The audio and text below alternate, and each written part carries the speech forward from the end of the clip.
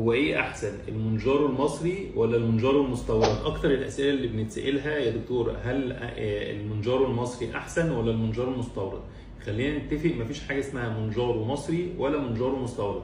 المونجارو الاصلي هو حاجه واحده بس الفكره اللي فيه حاجه جايه متهربه من بره بطريقه غير رسميه، وفي حاجه موجوده في مصر بشكل رسمي مرخصه من وزاره الصحه، جايه بطرق شرعيه وبطرق تخزين سليمه، هي اللي جايه عن طريق شركه ايبا.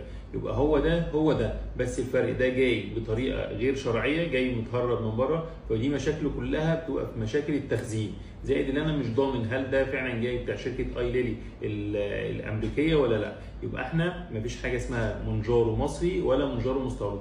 المونجارو الاصلي هو حاجه واحده بس اللي موجود، حاجه شكل واحد بس في مصر، هو تبع شركه ايبا فارما. يبقى هو ده اللي احنا نخلي بالنا منه، نتاكد اللي احنا لما نيجي نشتريه اللي هو ده بتاع شركه ايبا. مشكله المونجارو الاساسيه في طرق تخزينه، دي اسمها حقن ثلاجه، فما ينفعش نستخدمها كده او نخزنها بطريقه في درجه حراره عاليه او في درجه حراره بعيده عن الثلاجه، ده هيخلي حقنه المونجارو دي تفسد، زائد اللي في حاجات كتير مضروبه في السوق. فنتاكد ان احنا بناخدها من حاجه مضمونه، ونتاكد اللي هي مكتوب عليها استيراد شركه ايبا فارما، دي اللي هي المستورد الرسمي لحقن المونجارو الاصليه. يبقى مفيش فرق ما بين المونجارو ده والمونجارو ده، المونجارو حاجه واحده بس.